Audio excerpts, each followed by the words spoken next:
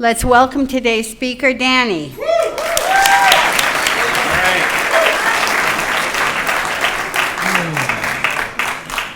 Hi, I'm Danny, and I'm an alcoholic. Hi, everybody. Ugh, I feel like I'm going to throw up. Oh, but that's another program. Weeds them right out right there in the beginning, man. Let's have fun. Aren't you glad we're out of the bathroom today? Isn't it nice to be out of the bathroom? What do they do in there? How you doing? Hey, there's a couple empty seats up here. If you guys standing over there, you need some seats right there. Yeah. Look at us all dressed up nice. You don't even look like alcoholics. A couple of you right in here do. Right there. Yeah. So it's always a privilege and an honor to be asked to give a talk in AA, and I mean it's a privilege and an honor to walk through the door and have a seat here. And if you're new, I want to welcome you to Alcoholics Anonymous. No matter what you've been doing out there, I, as the speaker today, came in here to tell you whatever your problem is, we have a solution for you in here.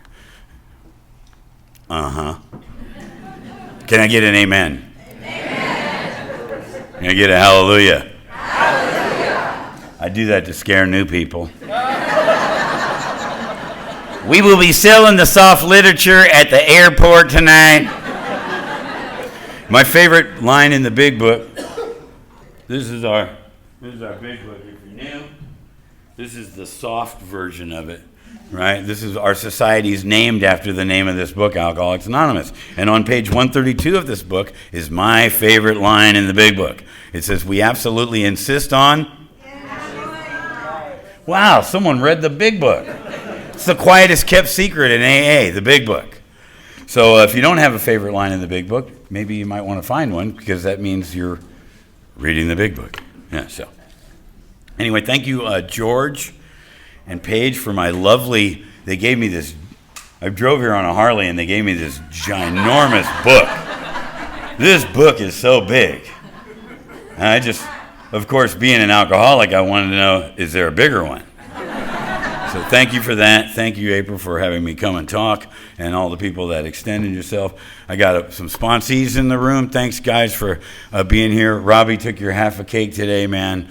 Jerry took your 30-day chip. It's a privilege and an honor to walk this path with you.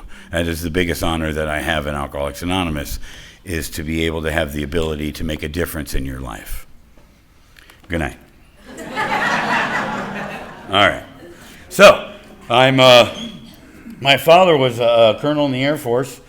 Doesn't make me an alcoholic, but I'm a middle child. Any other middle child here? Middle, right? Scapegoat. Everything was my fault, right? You have so much potential, and if only you'd apply yourself, right? And we had this thing in my house. It was called the leather belt. And if you put your hand back there, the leather belt became the belt buckle. And it came with, you know how we have slogans here, like easy does it, but for the grace of God, one day. We had slogans too. Quit your crying or I'll give you something to cry about. You ever have that one? Yeah. Take it like a man. I was 5.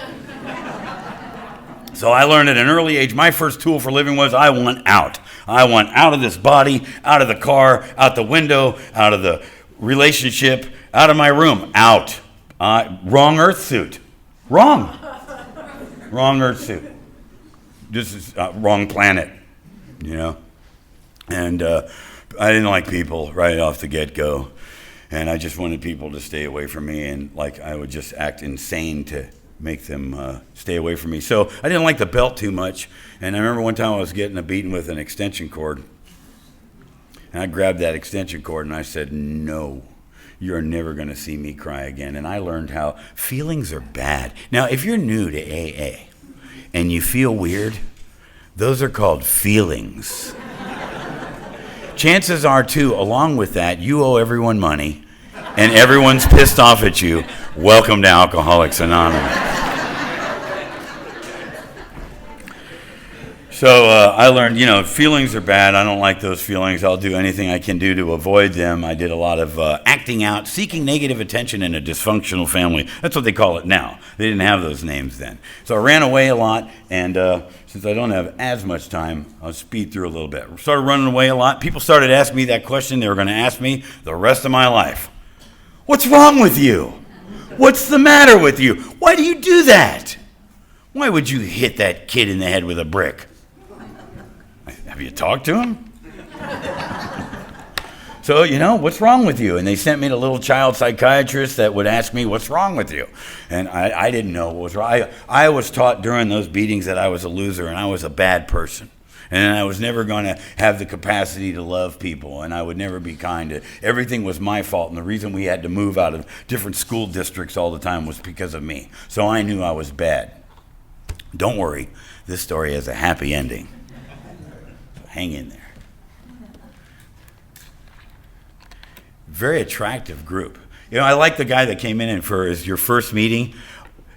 Not all AA meetings have pianos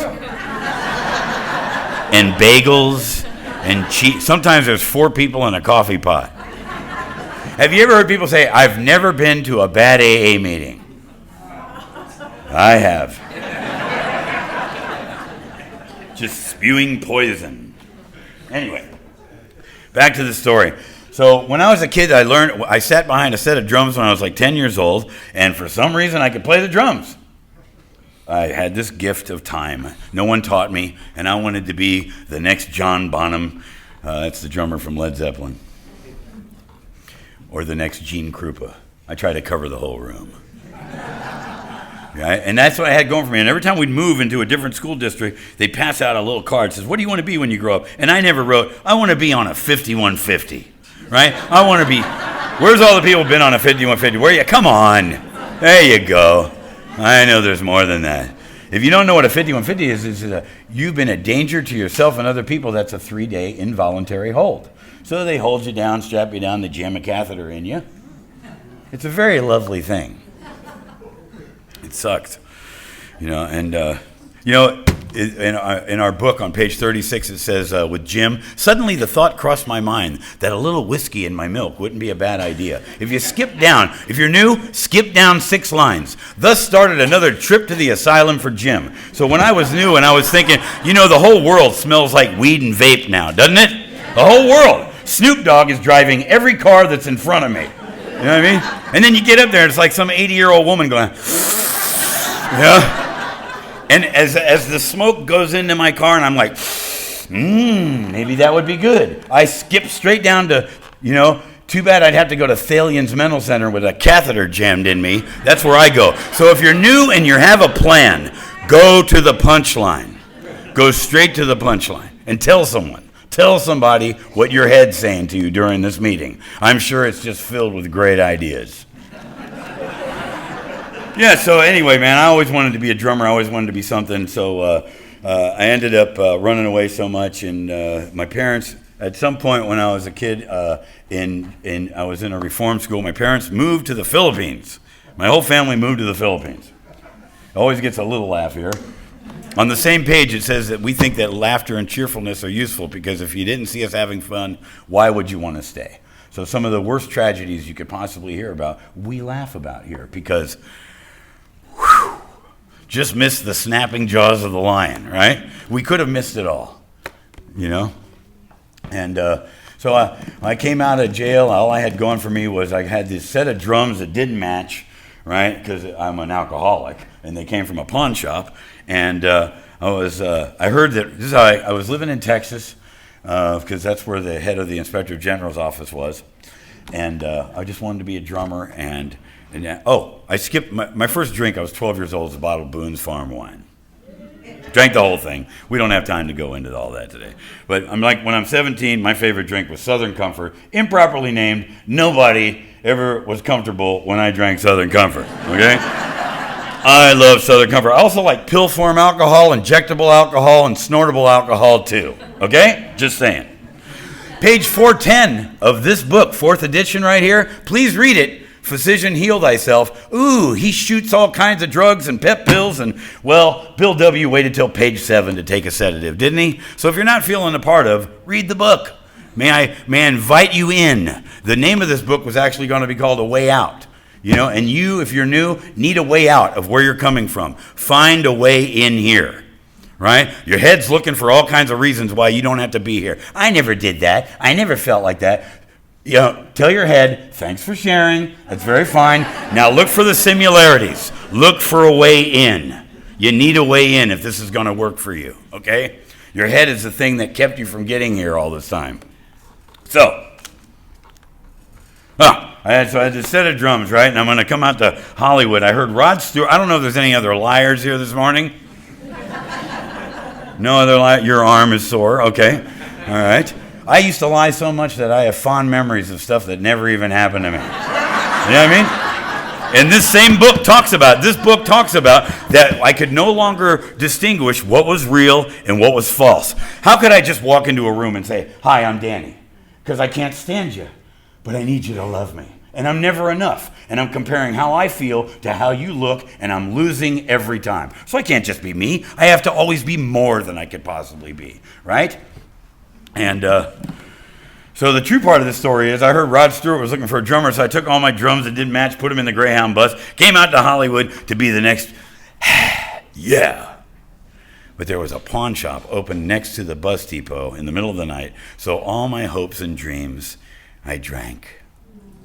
But I told so many people that I played drums for Rod Stewart that still, to this day, when I hear Hot Legs on the radio, I admire my own drumming. I'm telling you, I can't tell. When you buy a picture, a photograph, you know, and it comes with those people in it, I didn't have any family, so I would just leave them up on the wall, and I would name them all. And after like 15 years, I'm like, is that my Aunt Agnes? You know, I couldn't tell. I didn't know. You know, the brain was broken. So anyway, here, here's how I got to AA. I was 22 years old. I was living in San Francisco. I was living on the street, and I was wearing everything I owned. I had holes in all the front of my teeth. I had mats in my hair. I didn't know a single soul. The only thing I could do to get a drink was steal a bottle of wine or panhandle change. Or, did you know that there are people that think a cigarette floating in a drink is an undrinkable beverage? Can you believe that? Rookies, right? How many people here have snorted something off of the toilet in a public bathroom before? Come on, that's right. But isn't it funny when we get sober, suddenly we're like, hey, is that cage-free, range-free, gluten-free water? Hey, those bagels are gluten-free, right? You're like, what? Dude, you used to wet the bed. Let's not forget who we are and where we came from, man, because if I forget who I am, I'm going back, if I'm lucky. Amen? Amen. Hallelujah? Hallelujah. So, yeah, man, I used to go to the bar. I had these two big Tupperwares, right? And I'd go to the bar at 10 to 2, and the waitress would bring these drinks back to, you know where those gold railings are? At 10 to, she'd bring all these drinks that had stuff floating in there, and I'd throw it in the one Tupperware. Oh, don't make that. Come on. Really? Boy. Really? We clean up real well, but trust me, the people you're sitting next to, if you really got to know George, you'd probably be really surprised. Oh, George has driven his car through the living room of somebody's house. Trust me.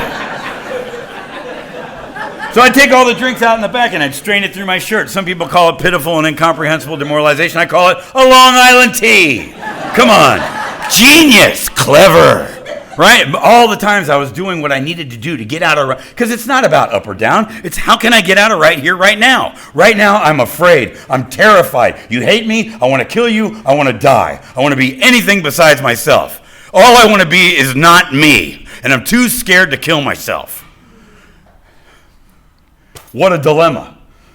So I'm hiding in this phone booth. You know, did you know that we used to have phone booths. Did you know that? We had these machines where you could put a dime in, you could call Lou. And you could call Louis, and if he wasn't home, the phone would just ring, right?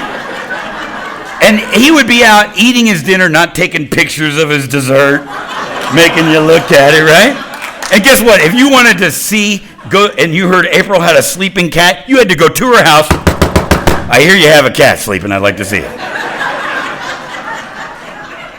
Anyway, we had a phone booth, Facebook joke, right? So I'm hiding in a phone booth because I can't stand looking at you. I used to keep the mat of my hair in my face. I spent most of the years of my adult life, my young adult life, staring at my feet because I couldn't look at you in the eye because you saw right into my soulless center, right? You knew I was worthless. I was walking around with these loser balloons that I couldn't let go of. You knew I was a loser. You knew I didn't belong here. And I knew you knew if I locked eyes with you, right?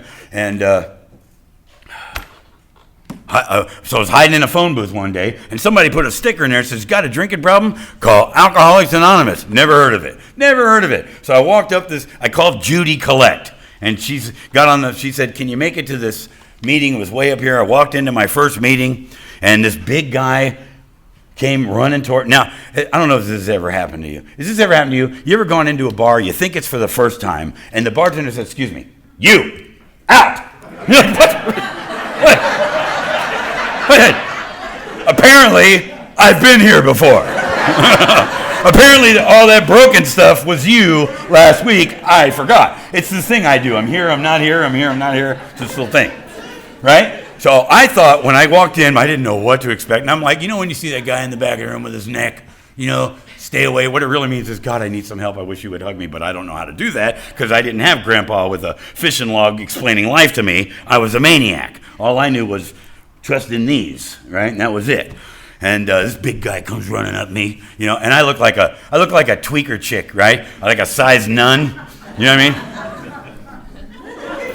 They always put one leg in front of them like this. They rock a little bit. Anyway. Hear the laughter? They were size nuns. Yes.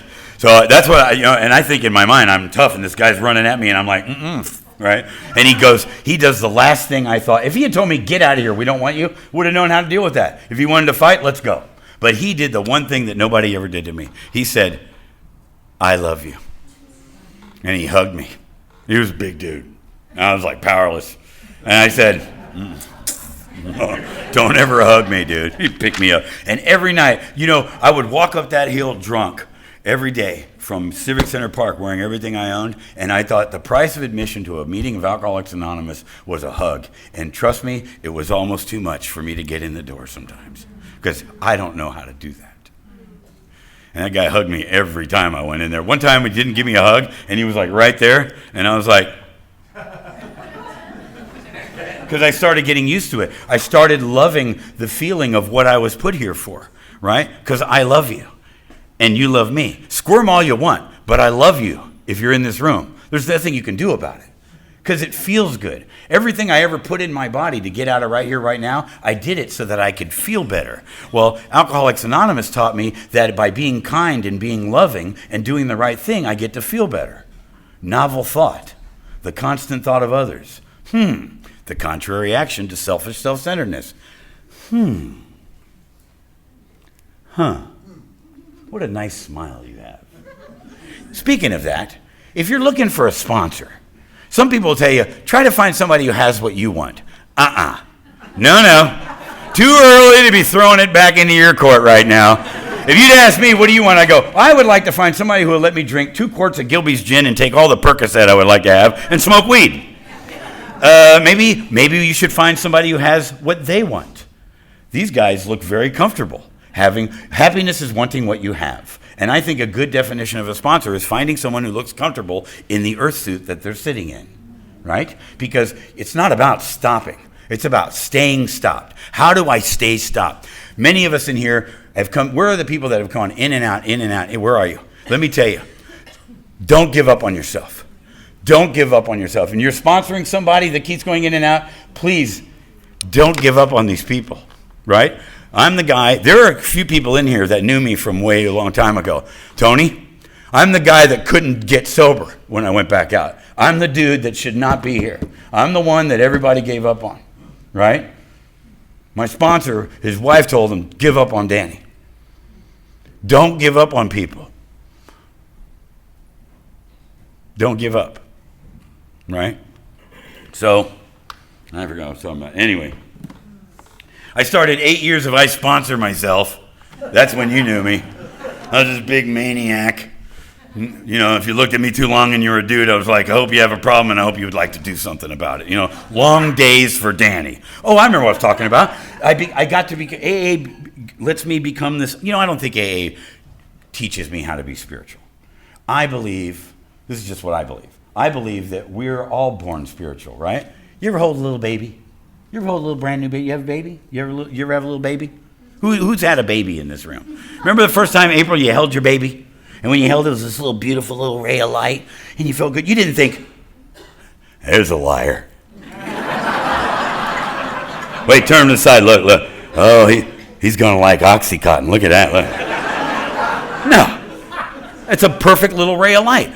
And I see all of us in here, you know, it says it somewhere in our literature, too, to imagine everyone as infants. You know what I mean? I came into this world. I got stuck at the second step because it had the word restore. And when I went back into my mind, I thought, I've never been sane. I've always been crazy. But when I held a baby for the first time, I thought, I was a baby once.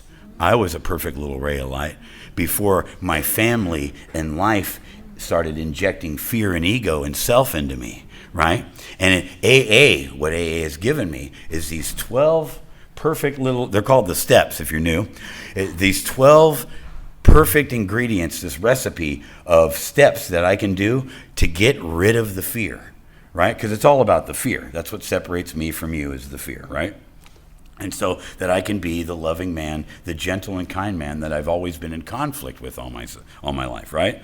So anyway, 8 years of I Sponsor Myself, in and out, you know. 8 years, not in and out, doing that kind of program, you know, where there's no program. You know, getting to the meeting late, leaving early, asking girls, would you like to go for coffee?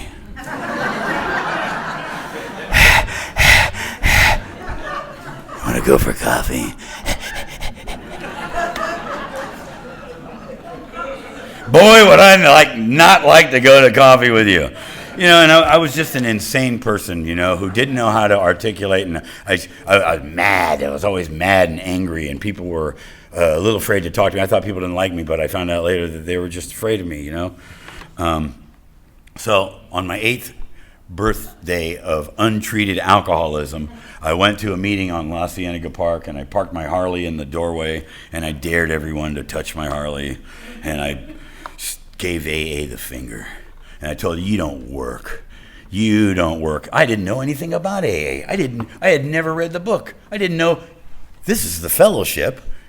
The program is the first 164 pages of the big book. I didn't know that. So I blamed you guys for not working.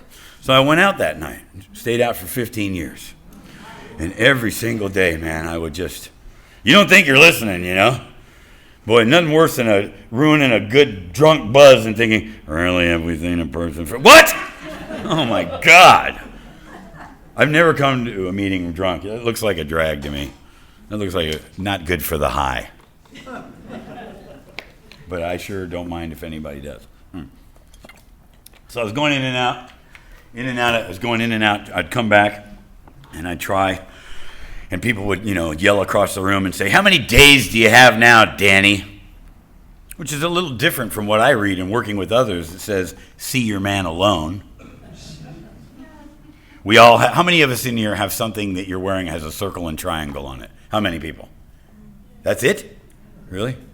Okay, yeah, George got his, right? So if you're new and you've seen there's an ancient symbol, right? That is mind, body, and spirit. Therein lies the balance that I seek to become a full human being, right? And in 1955, we adopted that, and we turned it into unity, recovery, and service, right? So unity is the body. I bring it to a meeting.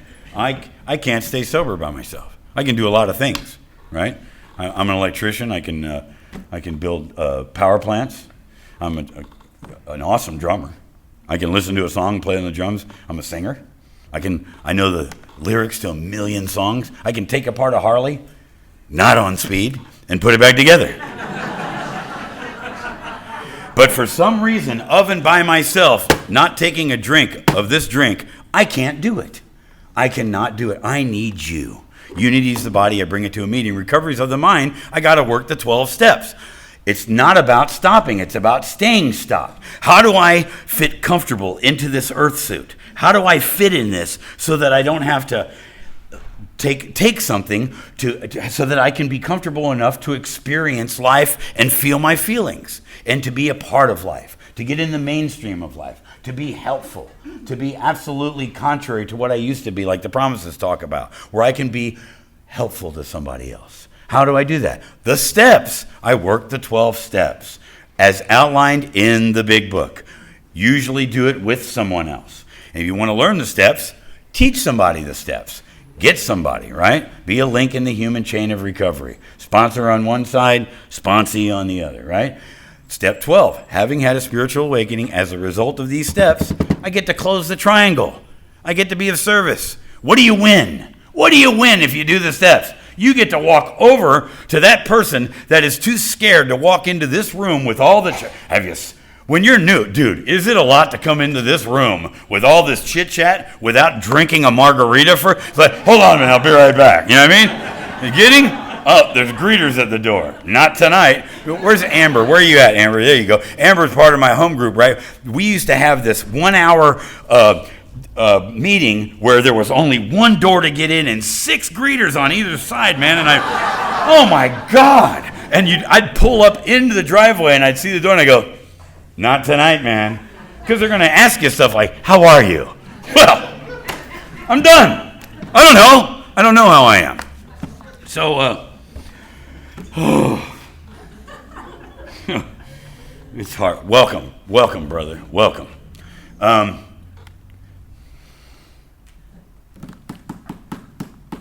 There was a girl named Vicky Smart I was living with. And I could not get sober, man. I would try and try.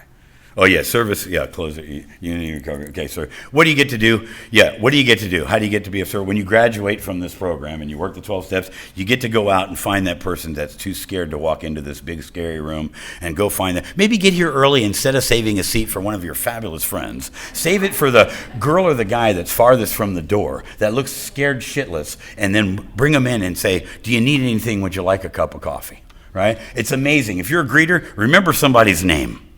You know, newcomers can't hear any of this up here, man. It sounds like Charlie Brown's teacher, man. But you say, how you doing, John? And John goes, oh my God, you remembered my name.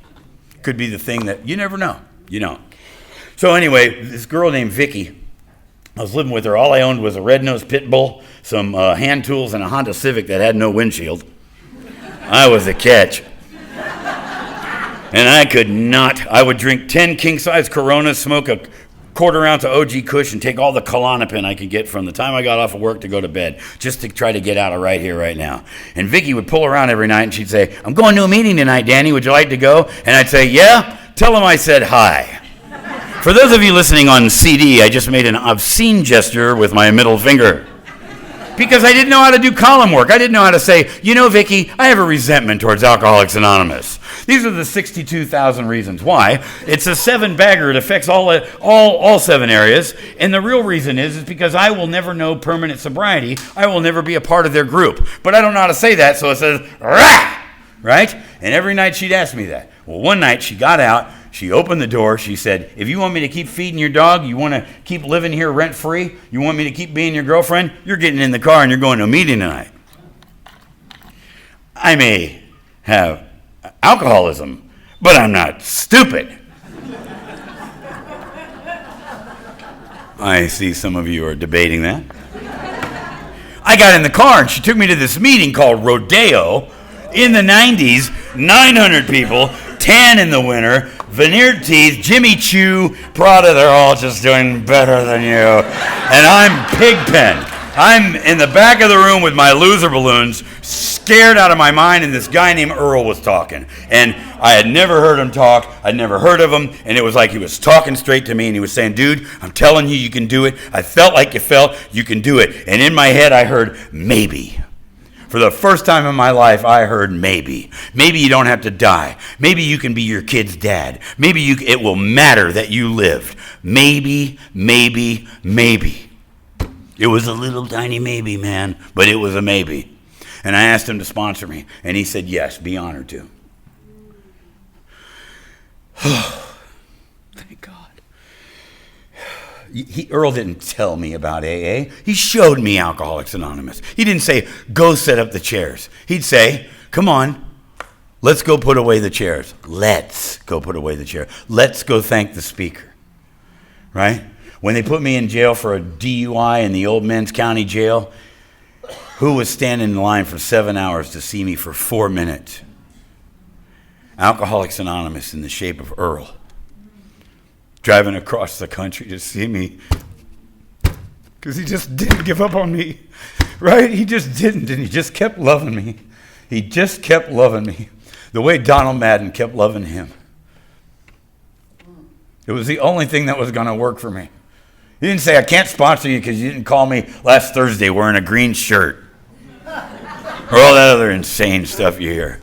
He just extended the hand, and he kept loving me. And for 15 years, man, I just go in and out, and he never let go. And on February 18, 2008, I took my last drink, right? And I started going to these meetings that were so uncomfortable, our home group in Sherman Oaks, and all I had was maybe. And I didn't have a higher power. My higher power was I believe, Earl believes. That's all. And I couldn't stand you. I didn't know how to talk to you. You scared me. You scared me. And my fear comes out and like that, And I'm sitting there. You guys got these participation meetings out here where you can't raise your hand? Our home group, you couldn't raise your hand. You got to be called on. You got to be called on. It's a little click. Oh, really? It isn't enough that I made it in the room to the chair. Now I have to be called on. I have to be in the clique. I have to be in with the in crowd. Well, screw you again. And I'm sitting there. When you lead a meeting, they'll go, hey, would you lead the meeting? Whatever you do, don't call on Alice. She's nuts. And sometimes they make the mistake and they call on Alice. And the whole room goes, oh. I had become the guy at my group that should not be called on, the angry guy that Earl sponsors. I was just sitting there. Okay, my goal was, when I'm driving to the meeting, don't say anything to offend Earl's friends. Just don't do it. It's called acting better than you feel. Come on, you got to do it this time. It's your last place left. Don't alienate yourself again, Danny. Try. Do something different. Get out of your own way. Look at it from a different perspective. Just try. And I'm sitting on my hands one night, and this is how maybe became, okay, I can do it. I'm sitting there in the group, right? I'm sitting right there, and the leader, I guess she didn't get the memo, don't call on Danny, and she pointed straight to me right off the bat, and she goes, would you like to share? And everybody went, oh. Bad mistake. 2 overs. And I said a bunch of things that I will not say from this podium. I turned to Earl and I said, Earl, can I say whatever I want? And he goes, go ahead. Sponsor green light. I said, you know what, you're all a bunch of... There was this one woman, Nancy, that always shared at the beginning. They'd say, if you've been called on last week, please pass. Now we'll start with the same way we have for 10 years, Nancy. And I just sit there, just wanting Nancy to drink, Oh! And I started my share with, Nancy, you should consider not sharing. And I went around the room saying, you're all, I can't stand none of you, man. This is the guy that loves me. This guy loves me. And if I was on fire right now, there ain't a person in this room would pee on me. Screw you. And no one said nothing. Except Margie, 2 rows behind me, Margie said, I'd pee on you, Danny. And that's what happened. The whole room broke up. And the chip that I've been carrying around on my shoulder, it fell. My fist, they say let go around here. When I let go, to get a better grip, right? I ain't a let go. I'm a holder honor. I could feel. While everybody was laughing, I was having this out-of-body experience. I was laughing at myself at my own expense. And I had been to thousands of meetings and never felt a part of the group ever. You were going to make it. You're going to do it. You're going to have a job. You're going to get to have a husband. You're going to get to know a life. You're going to be kindness. Everybody except me. It's never going to happen to me. And right then and there, immediately, I felt a part of, and I knew I could do it. It was like they turned all the lights on. I was like, oh my God. I'm in AA. This is beautiful. Look at this. Look. Oh, I turned into that dog. You know those dogs when you go to somebody's house? You know that dog that it's usually a retriever that loves the ball, and they say, whatever you do, don't touch the ball. Don't say ball. I turned into that dog, right? I turned into that dog. And I ran over to my sponsor, and for the first time in 15 years, instead of like giving him a litany of the things I did, the girls I slept with, the movies I saw, the food I ate, and telling him what I did, I asked him, this is a novel concept. Ready? Ask your sponsor, what would you like me to do? And then do it. And then call him back and say, I did what you wanted me to do. Now what would you like me to do? Wow. So I walked up to Earl and I said, Earl, what do you want me to do? And we had this dude who was like a UFC fighter, man. He's like cauliflower ears. Remember this guy? Tattoos on his face. All he was missing was a sign that says, don't talk to me. And Earl goes, go say hi to that guy. I was like, dude, are we looking at the same guy? And somehow when Margie said she'd pee on me, I was transformed into Forrest Gump, and I said, okay. Without even thinking, without my own permission, I said, okay. And it'll happen to you. It'll happen to you in here, where they'll say, and we need a new GSR. And you're like, what? How does that happen? My body wants, just automatically, I'm now, saying yes. My answer when you say, Danny, would you like to? No. What would you like? No. Well, you haven't even heard, just no. I got to try something different. So that's what I've been doing. Contrary actions, man. I do what I don't want to do, and I don't do what I would like to do. I drink and use no matter what. You might hear people tell you, if you're new, don't drink and use no matter what. Well, if you could do that, why would you be at the meeting today? You could be at home, still in your pajamas, drinking coffee, not drinking no matter what. I drink it. You give me a good reason to not drink it. I see you, brother. You give me a good reason to not drink and use, I blow right past that. So I have to do this beautiful thing, this wonderful thing. And if you're new, I want to close with this. If you're new, listen.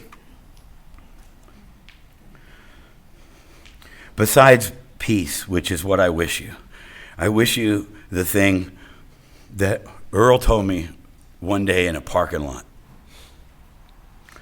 He said, Danny, you're part of something now. And that's what I want to tell you. If you're new, you're part of something. Thank you. I love you. Okay.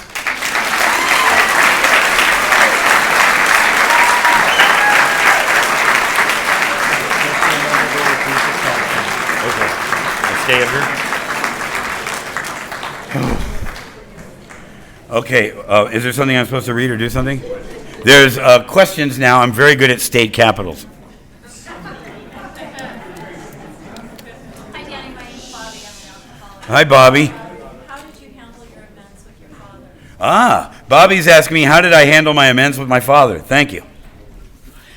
So, my amends with my father. I carried a .38 hollow point bullet in my watch pocket that now holds my AA medallion, and it was for his brain.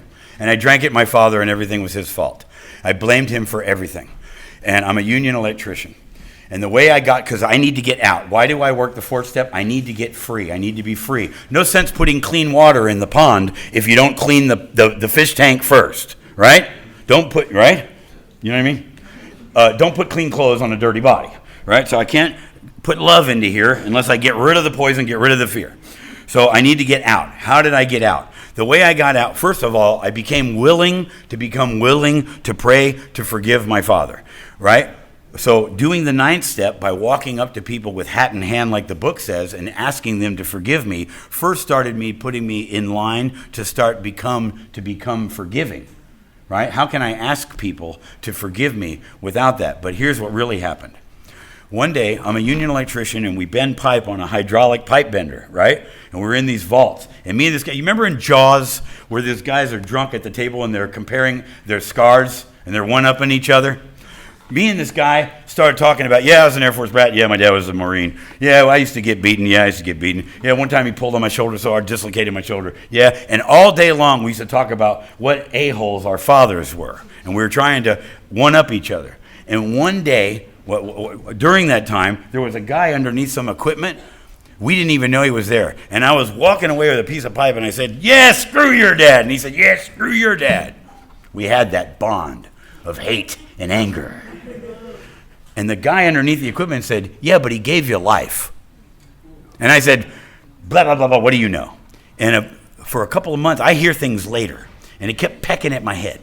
Yeah, but he gave you life. So if I'm going to blame him for every job I've lost, for every girl of my dreams I've traded for a drink, right? For all the bad stuff that's happened to me, what if I'm willing to? It's amazing how different things can look from here. What if I'm willing to give him credit for all the good things that have happened? For every full moon I've looked at, for every concert that I've been at, for every kiss that I've ever had, for every good cup of coffee, and on and on and on. And as I started doing that, I became willing. And at one day, without my permission, I realized, holy smokes, I've forgiven my father. That's how I did it. Is that good? Forgiveness. Thank you, Danny. In your sobriety, have you encountered a life circumstance that made you want to give up your version of God? And how did you find your way back? So my version of God now is instead of believing that Earl believes, I finally found my own God, which is love, the power of love. I can't see God, but I can see the evidence of God, just even in a candle. When a candle's burning, I know that a power greater than myself made oxygen, and I can't make that. But when I see people being kind to each other, I choose that to be the evidence of a God. That's what I believe God to be, just because it feels good and I like that. That's the only way I really know how. Have I ever wanted to give that up? No. But that's what I keep now, I think, being, I used to be this tough guy, that I like to fight all the time. But what I know now to be the most powerful force in the universe is the ability to be gentle when the samurai sheathes the sword. That's a powerful thing, being loving. Yes, sir. How'd you let go of your rage in early sobriety? Okay. Yeah, I used to carry around a pretty bad, how did I give up my rage in early sobriety? So in 1993, right before I went back out, I had a couple of bad episodes around AA and around the city where I got into some fistfights with some guys. And Earl said, well, look, I'm sponsoring you. This is how it happened. I was sitting in a meeting on a Monday night, and another guy that Earl sponsors came and sat down next to us, and I didn't like him. And I told him, find another place to sit. And Earl said, no. Earl said, we don't do that. We don't tell people, make them feel uncomfortable here, and we don't put hands on people here. And we expanded from there, we don't put hands on people anywhere. And the way I did that was I found somebody that I love and trusted, and I was willing to just whatever that man said, I would do. I didn't have to like it. I didn't have to think it was a good idea, because I knew he loved me and I trusted him. And I haven't had a physical altercation since 1993. There you go. Yes, ma'am. Just a really quick question. Hi, my name is Terry. Thank you. Hi, Terry. Is Rose still your sponsor? Of course. Call him every day. That was so quick, we're going to take one more. Okay? George. Danny, since AA is supposed to be a humorous group, how did you take Rule 62 and put it to work, not taking yourself too damn serious? Well, so if you're new, he said, since AA is a humorous group, how did I take Rule 62 and incorporate it into my life? If you're new, Rule 62 means don't take yourself so damn serious, right? Rule 1 through 61 is please refer to Rule 62, okay? So all my life, I had always taken the little tiniest, stupidest thing serious, and all of the things that I should have been taking serious and didn't give it any responsibility. Right, was about it. And so instead of, slowly I was having such a bad day, when somebody would cut me off on the freeway and I want to follow you home for 20 miles and pull you out the window and, how Earl used to tell me, Danny, I remember calling him one time and I knew somebody was going to be leading the meeting that I didn't like at our home group. And I'm telling him, that's what your sponsor's for, by the way. It's not for the podium. right? The podium, just in case, throwing this in myself, in our book it says the reason we have a meeting in AA is so a newcomer can hear a message of hope. If you want to spew all this other stuff, right, that's not solution-based, we suggest that you talk to your sponsor. So I'm talking to my sponsor, spewing poison, saying, I don't want to go to this meeting, blah, blah, blah. And Earl would say, Danny, there's a great meeting waiting for you. Try not to ruin it. And I worked off of that from there. I incorporated it to the rest of it. Try not to ruin it. Just enjoy. I don't need to understand my life. I just need to experience it. And I think that's all the time we have. And you're a lovely bunch of people. Thank you. Okay.